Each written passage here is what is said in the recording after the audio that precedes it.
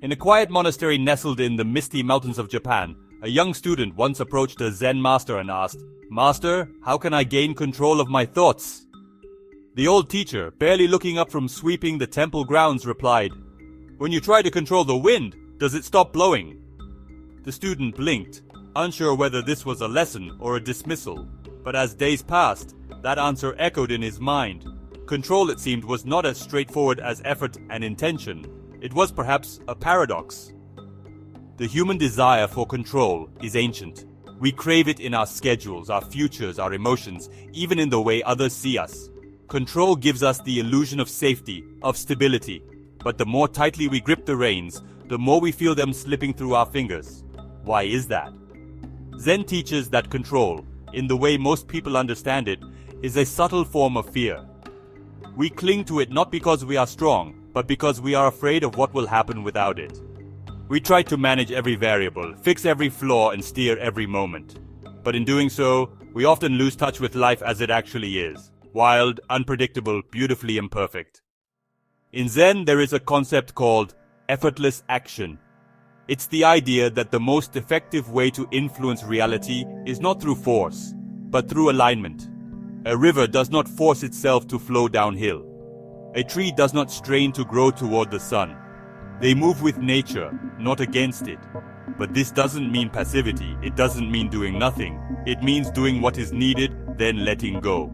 Like the archer who draws the bow, takes aim, and releases. What happens after the arrow leaves his fingers is no longer his to control.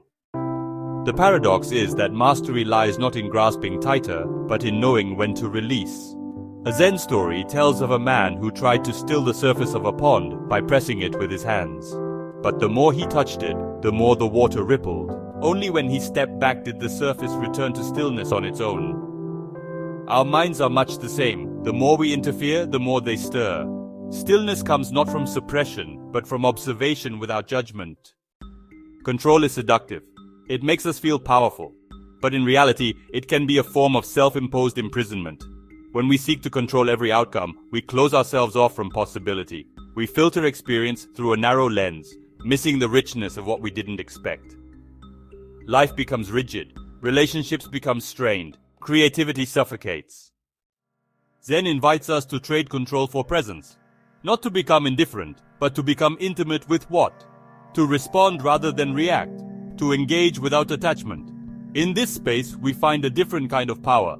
Not the power to dominate, but the power to participate fully in the unfolding of each moment. Think of the dancer who loses herself in the music. She does not control the rhythm. She becomes part of it. She doesn't force the movement.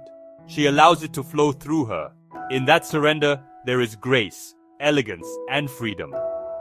The paradox is that she appears most in control when she stops trying to control. The same is true in meditation. Beginners often approach it as a task. Empty the mind, stop thinking, control the breath. But the more they try, the harder it becomes. Thoughts rush in, frustration grows. The secret, the master says, is not to fight the mind, but to sit with it. Watch it.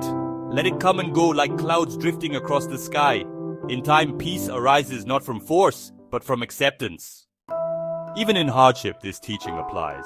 When suffering comes, our instinct is to resist, to fight, to control the pain. But Zen teaches that healing begins when we stop pushing away what hurts and allow it to be seen, to be held, even to be welcomed. It sounds counterintuitive. Why embrace suffering? But in doing so, we often find that the pain softens. It no longer defines us. We stop being its prisoner. This is the paradox. The less we resist, the freer we become. The less we grip, the more we gain. The less we seek control, the more at peace we feel. None of this means abandoning responsibility or drifting aimlessly. Zen is not chaos, it's clarity. It's knowing that control is a tool, not a tether. Use it when it serves. Set it down when it doesn't.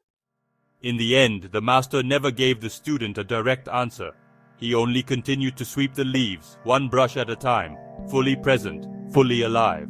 The student, in watching him, began to understand. The wind cannot be controlled, but it can be felt.